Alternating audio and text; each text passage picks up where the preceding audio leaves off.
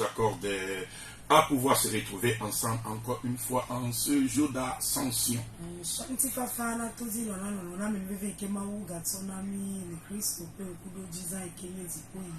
Nous bénissons le Seigneur parce que la Bible dit nous sommes ressuscités ensemble avec lui et nous sommes assis ensemble avec lui dans les lieux célestes en Jésus-Christ. Donc voilà, que la bonne main de l'Éternel se repose sur votre vie et qu'elle ne soit plus jamais la même chose au nom puissant de notre Seigneur Jésus. Donc voilà, vous nous suivez en direct, vous nous suivez également sur Facebook. Voilà, vous tous qui nous suivez sur Facebook, je vous inviterai de partager, de liker, voilà, afin que quelqu'un aussi ait part à la même bénédiction.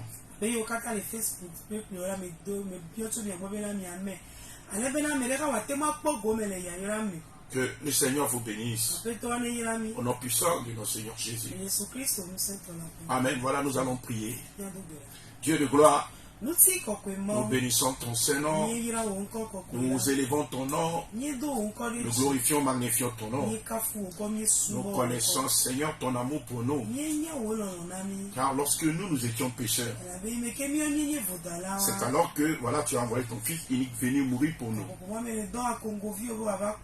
afin de nous racheter et de nous libérer, et de faire de nous ton peuple. Oui, nous, tes enfants, nous sommes là à tes pieds ce matin. Viens manifester ton amour débordant là en nous et agis encore une fois par la puissance et la vertu de ta grâce.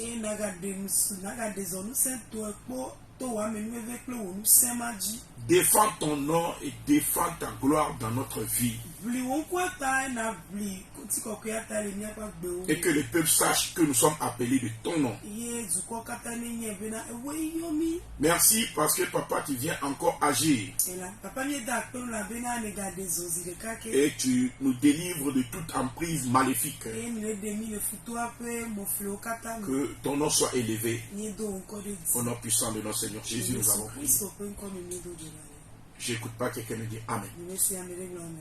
Ah, que le Seigneur vous bénisse. Donc voilà, comme je suis en train de le dire, nous avions débuté notre enseignement sur les testaments et nous allons bel et bien poursuivre cet enseignement aujourd'hui. Alléluia. Alléluia. Je suis en train de parler ici des choses hautement spirituelles sur lesquelles le Seigneur m'a instruit afin d'en parler et afin que lui il puisse se saisir de ces paroles-là et agir dans la vie de quelqu'un. Donc, sois en communion avec moi en ce moment-ci. La Bible dit, tu connaîtras la parole et la parole t'affranchira. Alléluia. Amen. Amen. Et dit, ma parole est esprit et vie. Donc, voilà, sois en communion avec nous. Ta vie ne sera plus jamais la même chose. Au nom puissant de notre Seigneur Jésus. Donc voilà, chers auditeurs, chers amis, chers frères en Christ. Nous avions eu à parler au sujet du testament. Amen. Et nous avions dit qu'un testament est un document écrit dans lequel une personne exprime ses volontés.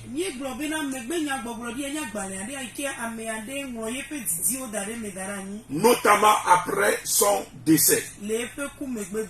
Donc, c'est-à-dire, cette personne, ses dernières volontés, les volontés concernant son départ, et les volontés concernant après son départ. Alléluia.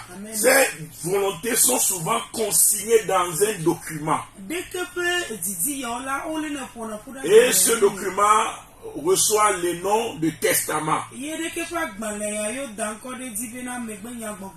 Le testament peut être sur le plan physique, mais le testament peut être sur le plan spirituel. Nous voyons par exemple un papa qui a construit une maison. Alléluia. Et quand il allait mourir, il a dit à ses enfants que personne ne vende ma maison. Alléluia. De peur de mourir. Parce que si vous vendez ma maison, je deviendrai un serpent qui va vous mordre. Alléluia. Donc le papa est mort. Et les enfants sont restés en des situations difficiles. Ils ont décidé, ils ont vendu le terrain. Mais après, de graves problèmes ont déclenché dans la famille. Et certains d'entre eux ont laissé leur vie. Pourquoi? Parce que les papas les avaient avertis. Il avait donné sa dernière volonté de ne pas vendre le terrain là. Cette volonté dont le papa a fait, alléluia, connaissance à ses enfants, c'est une volonté qui n'a pas été écrite physiquement dans un document. Physiquement. Alléluia. Amen. Mais c'est une volonté exprimée spirituellement. Inscrit dans le monde des ténèbres. Alléluia. Amen. Et cette volonté-là, amen, puisque c'est inscrit dans le monde des ténèbres, est devenu ce que nous appelons un testament. Mais c'est un testament spirituel. C'est ce qui fait la différence entre un testament spirituel et puis un testament physique. Les deux, le testament physique et le testament spirituel, sont des volontés exprimées, alléluia, par un défunt, alléluia, concernant son décès et l'après son décès.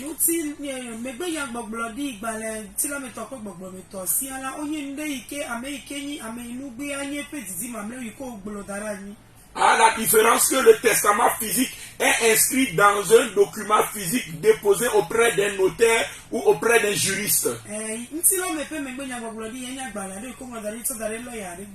Alléluia. Amen. Tandis que le testament spirituel est plutôt inscrit dans le monde des ténèbres.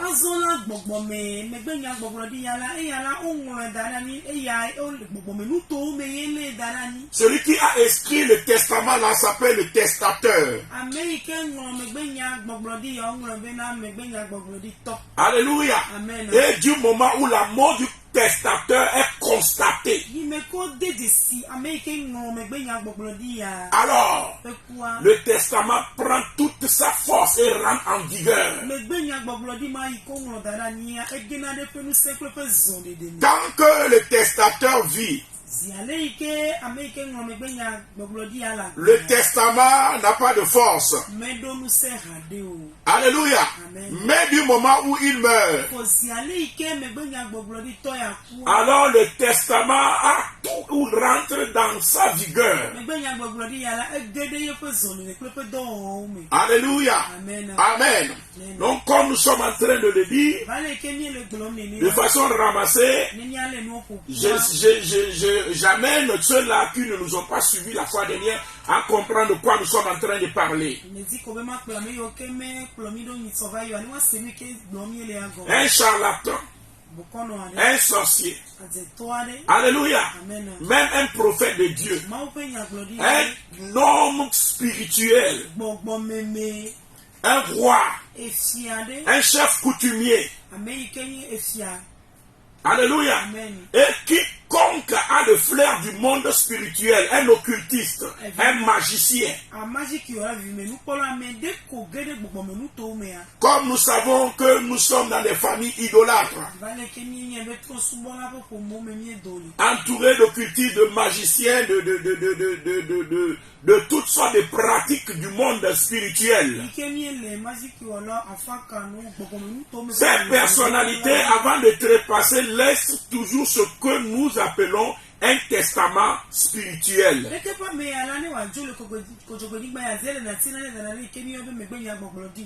Amen. Et ce qui fait que même après la mort du testateur, il y a des phénomènes spirituels, alléluia, qui se passent, qui dépassent la compréhension, qu'on n'arrive pas à comprendre, sur lesquels on se pose des questions.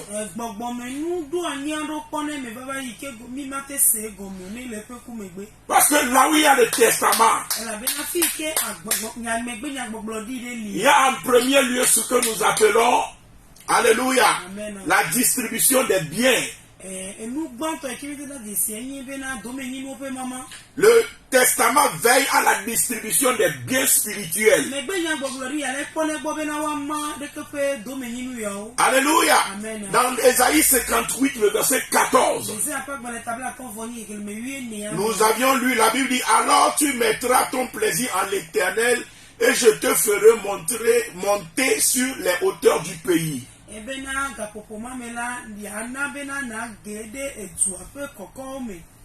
Alléluia. Amen. Tu mettras ton plaisir à l'Éternel. Et je te ferai monter sur les hauteurs du pays. Je te ferai jouir de l'héritage de Jacob.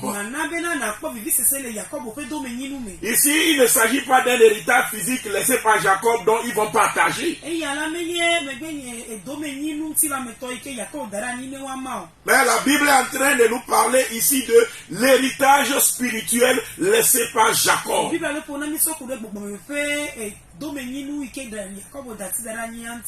les règles, les principes qui régissent l'héritage spirituel laissé par quelqu'un, c'est le testament spirituel.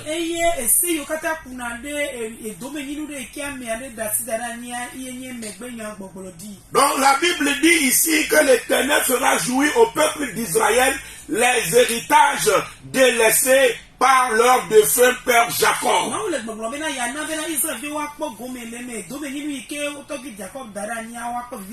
Non, papa, dans les pratiques spirituelles, occultes, magiques, idolâtres, alléluia, font des dépôts spirituels, accumule des biens spirituels.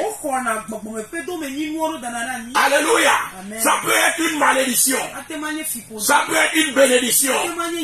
Ça peut être une alliance. Ça peut être un hôtel. Ça peut être toute autre chose, tout autre bien spirituel. Et, alléluia. Amen. À la mort du testateur, souvent nous pensons que voilà, il est mort, le charlatan il est mort, c'est fini, le sorcier il est mort, c'est fini, mais c'est plutôt la mort qui donne la vigueur au testament. Et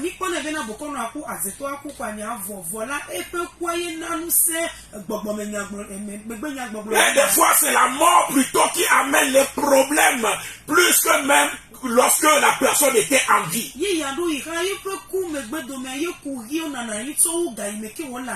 Nous n'arrivons pas à comprendre ces choses parce que nous ne comprenons pas la notion de testament. Alléluia. Amen. Le testament désigne ce que nous appelons aussi le successeur.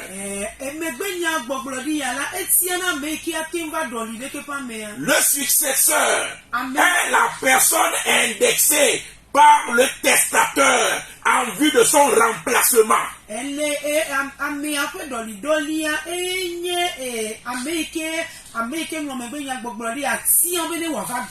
Lorsque nous prenons par exemple Élie de Tishbish, le prophète, alléluia, Élie de Tishbish, le prophète, à un moment de sa vie a demandé la mort. Mais il n'était pas encore en fin de mission. Alléluia. Mais qu'est-ce que Dieu lui a dit? Élie, si tu veux mourir, c'est bien. Alléluia. Amen. Mais tu vas désigner un successeur. Alléluia. Amen. Dieu a fait faire à Élie ce qu'on appelle un testament spirituel. Élie a amassé une onction de grâce et de faveur, de biens spirituels. Et il faut qu'il transfère cela à quelqu'un d'autre. Et de plus, il faut qu'il désigne un successeur. Donc spirituellement, quand on établit un document, on désigne un successeur, on transfère ses biens, etc., etc. On est en train de rédiger ce qu'on appelle un testament spirituel.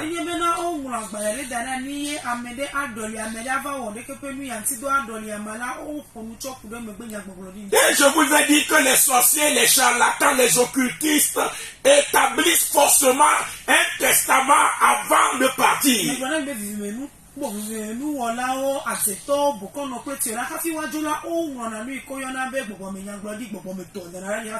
Parce que c'est exigé depuis le monde des ténèbres, depuis le monde spirituel. Donc il veut forcément mettre un enfant à sa place. Il veut forcément initier son enfant à ses pratiques. Il veut forcément mettre ce qui est en lui dans un des enfants. Ces désirs font montre de ce qu'il y a eu la présence de ce qu'on appelle un testament spirituel. Quand Élie allait partir, Dieu lui a dit, dans 1 Roi 19, le verset 15 à 17, l'Éternel lui dit, va, reprends ton chemin par le désert jusqu'à Damas. Et quand tu seras arrivé, tu oindras Azaël pour roi de Syrie. Tu oindras aussi Jéhu, fils de Nimshi, pour roi d'Israël. Et tu oindras Élisée,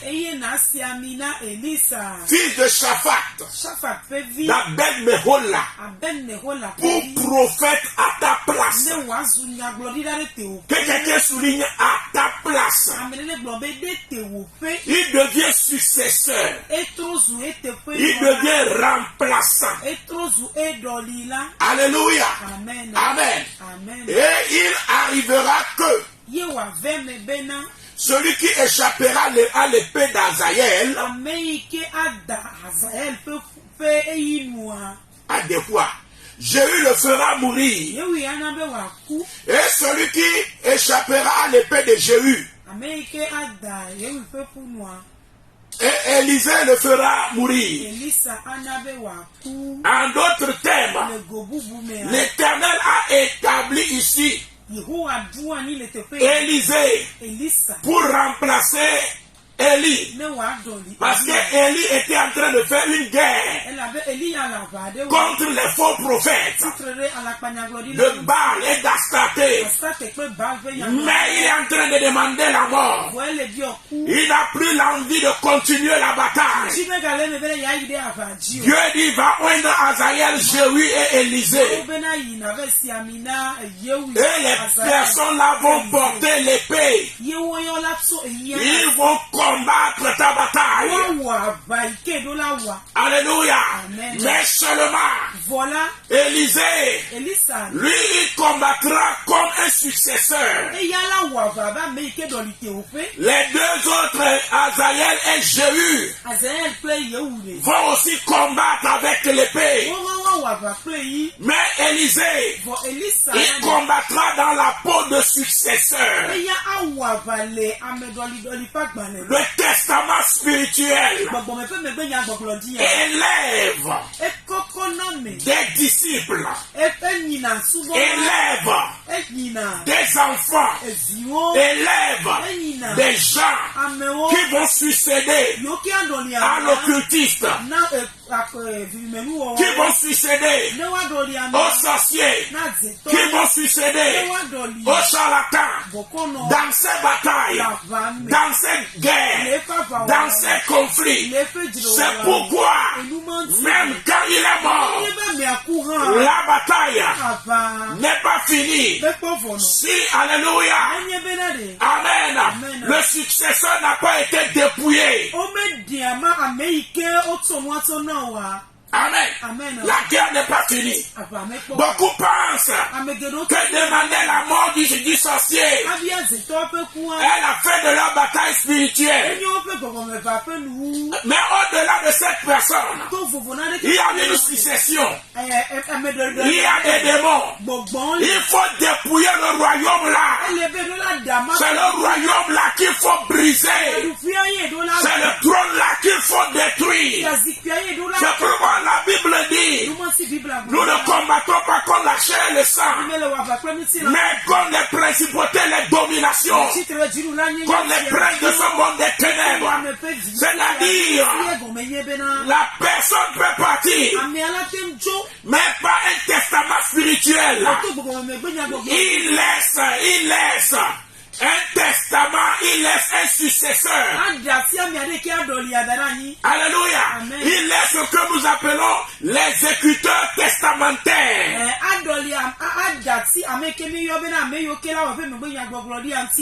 Alléluia.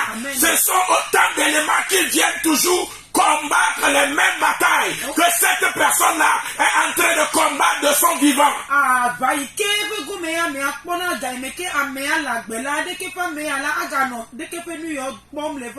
Alléluia.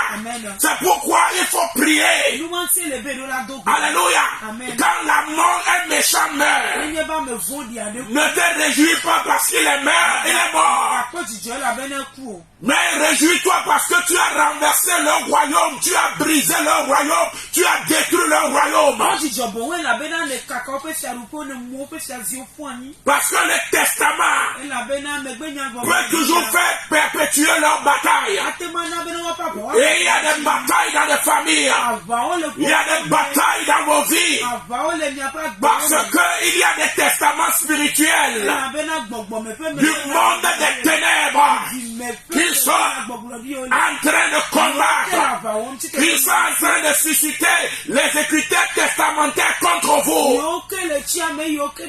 ou qui sont en train de susciter un des successeurs contre vous. Un jour, alléluia, il y avait un de mes enfants, alléluia. C'est une personne qui était venue à moi. Amen. Alléluia. Qui a reçu Jésus-Christ. Mais dans sa vie, il y avait de sérieuses batailles. Parce que dans cette nation de Togo, alléluia, la personne là vient d'un village redoutable. Où les chefs de la nation, les grands de la nation s'en vont chercher les gris-gris, la puissance pour pouvoir régner ici au Togo. Alléluia. Donc du coup, alléluia, la personne dont il est question, lui il vient de la maison là où, amen, il y a le chef spirituel de tout ce village. Alléluia. C'est-à-dire son oncle, petit frère à son papa, elle le proposait, il est la personne qui contrôle la divinité là. Amen. Amen. Maintenant, qu'est-ce qui s'est passé? Alléluia. Ce qui s'était passé, c'est que tu ne peux pas sortir de cette famille Et dire que toi tu vas donner ta vie à Jésus. C'est comme si tu veux briser les fondements de la maison, les fondements même du village. Et en ces temps-là, quand vous voyez des missionnaires partir dans ce territoire, partir dans ce village, la plupart des missionnaires, alléluia, ne faisaient pas longue vie. Amen. Mais après quelques mois, etc., à peine un an, il meurt. Alléluia. Donc pratiquement, il n'y avait pas d'église. Il n'y avait pas de serviteurs de Dieu dans ce village-là. Alléluia. Amen. Amen. Donc quand la personne là a décidé de donner sa vie à Jésus, ça a vraiment fait un tollé. Que comment l'enfant de telle idole peut donner sa vie à Jésus? Et la bataille s'est déclenchée dans la famille. La personne était venue chez moi à la maison. Mais je l'ai vu couvert de ténèbres. Et j'ai vu des esprits marcher derrière lui. Alléluia. Il est voué déjà à la mort, certaines à la destruction. Quand je l'ai vu, j'ai dit, mais bon sang, qu'est-ce qui arrive? Mais pourquoi cette ténèbre te couvre? Pourquoi autant de démons sont derrière toi?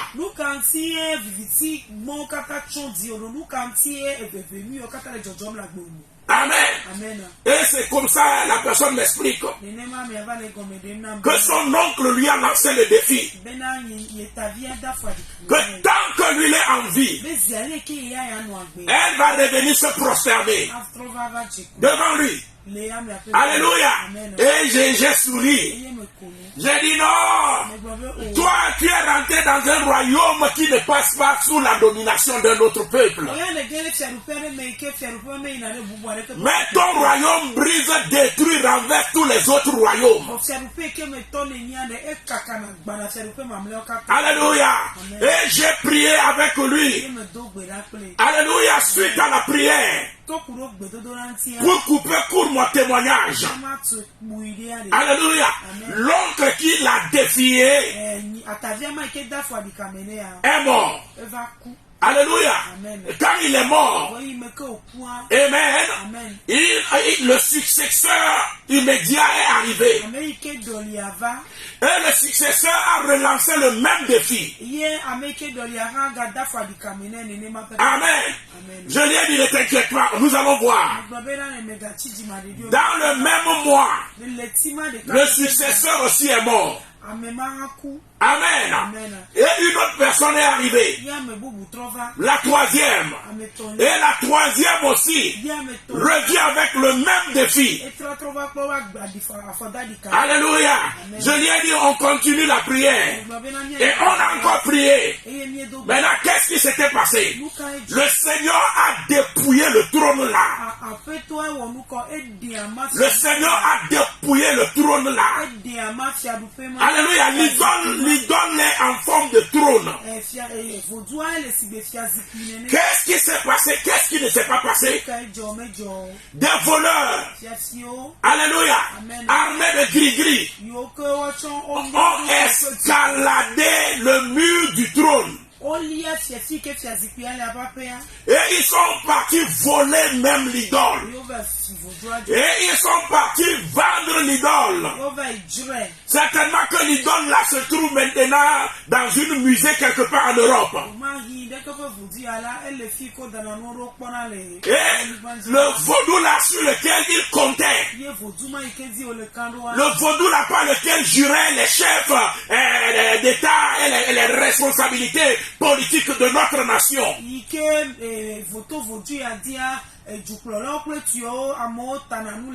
Alléluia. Le vaudou là n'est plus. Le vaudou là n'est plus. Le vaudou là maintenant c'est de décor au musée. Alléluia. Qu'est-ce que je veux dire? Je veux dire que souvent, amen, quand le testateur meurt, le problème n'est pas fini. Dans le cas de la sœur dont je suis en train de parler ici, vous allez voir qu'il y a un successeur qui est venu continuer la même bataille. Après cela, l'autre successeur, il est venu aussi pour continuer la même bataille jusqu'à ce que le trône ne soit dépouillé.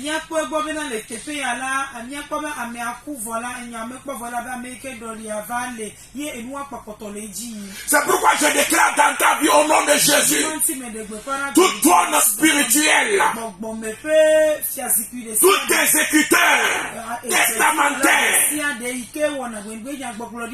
et tout successeur du monde des ténèbres ayant reçu des mandats contre ta vie, ayant reçu des mandats contre la famille, au nom puissant de notre Seigneur Jésus, je déclare ces choses-là brisées dans le nom de Jésus-Christ de Nazareth. Les malédictions emmagasinées, ton feu père, les alliances et les hôtels, la succession n'affecteront plus ta vie. Mais ces choses-là sont brisées dans ta vie, sont brisées dans ta vie. Les alliances-là sont brisées, les hôtels-là sont brisés. Au nom de Jésus-Christ de Nazareth, les volontés écrites spirituellement sont brisées au nom de Jésus. Je déclare la fin de tout testament spirituel au nom de Jésus-Christ de Nazareth. Sois libéré maintenant, sois délivré maintenant au nom de Jésus-Christ de Nazareth. Je ne t'écoute pas me dire Amen. Donc comme je suis en train de le dire, alléluia, la succession indexe quelqu'un. Et la succession, alléluia, toi-même tu sens ou bien tu le vois dans la révélation où on te le dit que c'est à toi de remplacer, alléluia, cette personne-là, ton père-là qui a été charlatan. Toi-même tu sens que ton papa veut que c'est toi qui le remplaces. Ou bien toi-même tu sens que voilà, il veut que tu fasses partie de ceux-là qui le remplacent.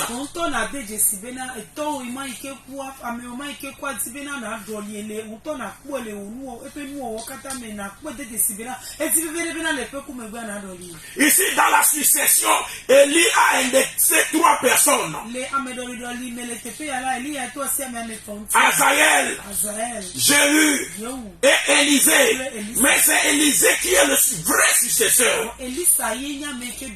Mais les 3 ont pour mission de continuer, ont pour rôle de continuer sa mission.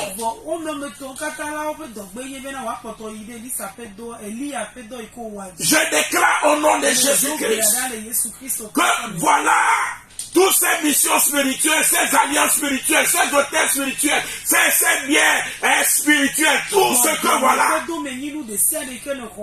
on veut utiliser pour te manipuler, pour te détruire, pour t'utiliser, détruire les gens. Nous déclarons au nom de Jésus que tout cela est brisé dans ta vie, que tout cela est brisé dans ta vie, que tout cela est brisé dans ta vie, au nom puissant de notre Seigneur Jésus. Amen. Il y a ce qu'on appelle la guerre de succession. Alléluia, dans ce que nous appelons la succession spirituelle. Et la guerre de succession est de 2 côtés. Premier côté, soit tu consens, soit tu ne consens pas. Tu veux remplacer ton défunt père là, tu veux remplacer ta défunte mère là ou pas. Même si tu ne veux pas, du moment où lui il t'indexe dans le monde spirituel, que c'est toi qui dois le remplacer. Il y a ce qu'on appelle un soulèvement spirituel. On peut t'envier à cause de cela spirituellement, t'attaquer à cause de cela, te tuer à cause de cela. Parce que tu as été désigné sur le plan spirituel. On t'a pressenti pour être successeur. Ça provoque, alléluia, la mort. Alléluia. Nous voyons des fois sur le plan physique, il y a quelqu'un qui est roi. Amen. Ce roi-là, amen, même de son vivant, quand il désigne un successeur, on pressent que quelqu'un va le remplacer. Des fois, la personne, du coup, il y a maladie, et puis voilà, la personne meurt. Pourquoi? Parce que tu es pressenti à la succession. C'est la bataille de la succession. Quand tu es indestin ou bien tu es pressenti, déjà il faut savoir que tu es en guerre. Que tu consens ou que tu ne consens pas. Tu es en guerre, tu dois prier. Tu dois prier pour briser toute attaque. Mais quand tu ne consens pas, je vais revenir sur ce qu'on appelle l'exécuteur testamentaire. Sur l'enseignement, le jeudi prochain, je vais venir sur ça.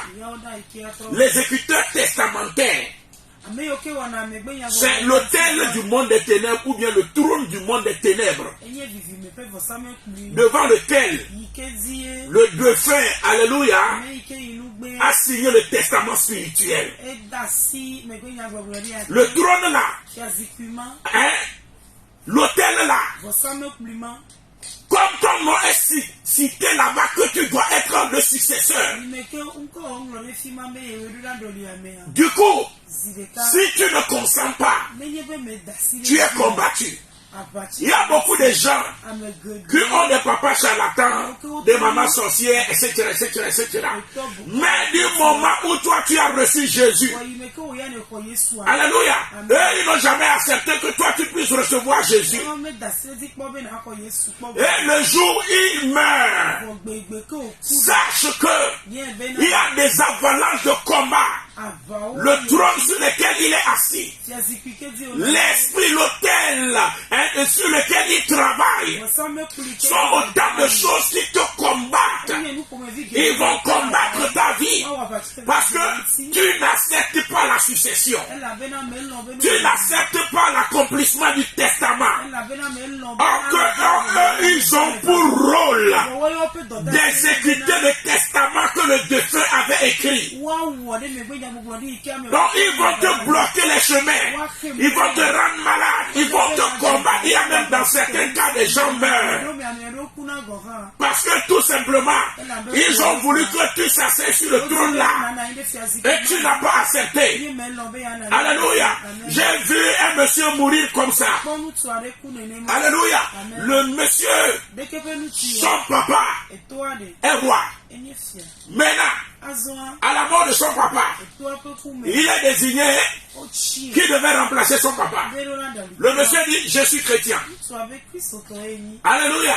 Donc je ne peux pas remplacer mon papa. Je ne vais pas le faire. Alléluia. Mais quand il a dit, je ne le remplace pas, après cela, il n'a rien fait spirituellement. Il n'a pas prié. Il n'a pas traité là-dessus. Mais après quelques moments, le monsieur est tombé malade. Amen. Simple maladie. Quelques jours après, il est décédé. Et il a été dit que c'est parce que il n'a pas obéi, voilà, au testament spirituel. Donc il a laissé sa vie. Parce que bon, lui il a cru que la personne est morte, puis c'est fini. Donc la réalité spirituelle qui entoure le règne de son papa, il ne l'a pas pris en compte. Parce qu'il est en Christ. C'est pas parce que tu es en Christ que tu ne dois plus considérer les réalités spirituelles de ton origine.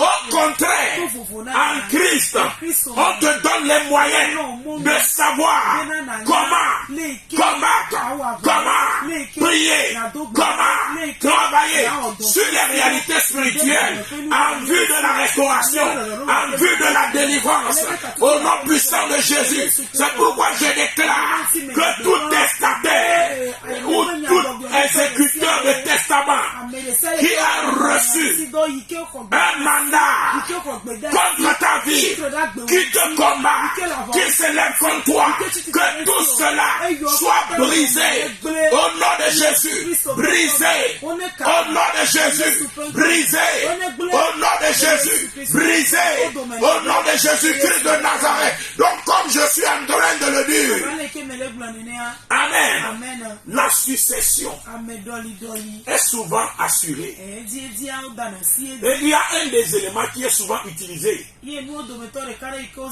dans la succession: les habits du défunt. Les habits du défunt. Quand, alléluia, quand ton papa, ta maman, ou ton proche parent est dans l'occultisme, est dans les pratiques du monde des ténèbres, ces habits, les habits, sont des éléments souvent utilisés dans la transmission de la succession.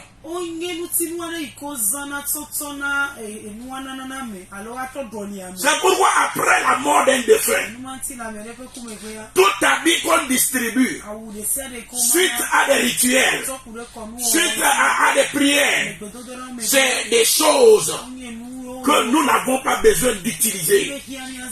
Alléluia. Quand nous prenons le cas d'Élie, quand Dieu a dit à Élie, va oindre pour moi Élisée à ta place, Élie n'a pas élevé une bouteille d'huile sur Élisée, mais c'est son habit qu'il a laissé dans la succession. C'est son habit que Élisée a pris.